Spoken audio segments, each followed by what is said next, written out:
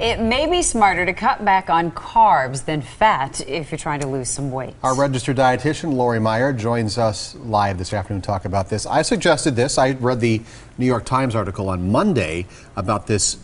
It's supposedly the most comprehensive study that compared low fat against low carb. It was published Monday. It was a one-year trial, and it was an actual trial. It wasn't just an observational study. It was as a randomized trial.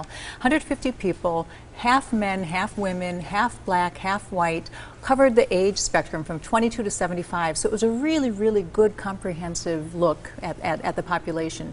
They divided them in two groups. One group was low carb, 40 grams of carbohydrate a day. The other group, low fat, 30% fat, 55% carbohydrate. Somewhere between 200 and 300 grams of carbohydrate most likely was in that group. So the results of the study at 3, 6, and 12-month intervals, when they looked at them, low carb always losing more weight than the low fat. At the end of the 12 months, 12-pound weight loss for the low carb, 4-pound weight loss for the low fat. That's What's huge. more important though is that they lost more body fat, and they actually increased muscle mass in the low carb, and the low fat actually lost some muscle mass. So that's kind of a huge finding. So I imagine that also impacts heart disease. It does, and a lot of people are afraid of fat. They think, oh my goodness, we're going to increase our risk of heart disease.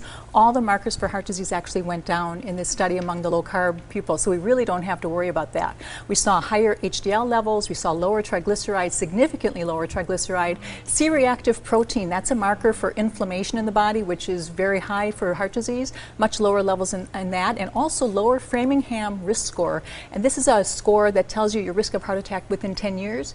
Lower for the low carb, actually no change at all in the low fat. So again, this may actually be a benefit for heart disease. Okay, you said 40 grams of carbs a day. Right. This array of food here is 40 grams of carbs, but there is one error here. You say 2 strips of bacon, and there are 3 on this plate, so I'm going to help you make that right. Well, since there are no carbs in the bacon at all, I thought you probably are going to want a strip of bacon, so that's why I ended up bringing more bacon out for you. But we have scrambled eggs with spinach and bacon for breakfast. So eating a high-protein breakfast, we know this in general, this is going to be good for weight loss. A salad, I have different vegetables, a piece of salmon, a little vinaigrette, really no bread or roll or pasta with that lunch, or with the lunch. And then dinner is a piece of roast beef. It could be chicken, it could be a pork chop. I have the cauliflower mashed potatoes and asparagus, any type of vegetable salad. No potatoes, that's just cauliflower. Those aren't potatoes, those are cauliflower. Yeah. And then for your snacks, fruit in limited amounts, 1 serving of fruit a day. You can have any vegetables. I have nuts, I have some cheese, but this would give you 40 grams. Not everybody has to go that low, but if you have trouble losing weight, if you have diabetes or heart disease, this might be the plan for you. We are a carb nation. It is tough for people to cut out the carbs.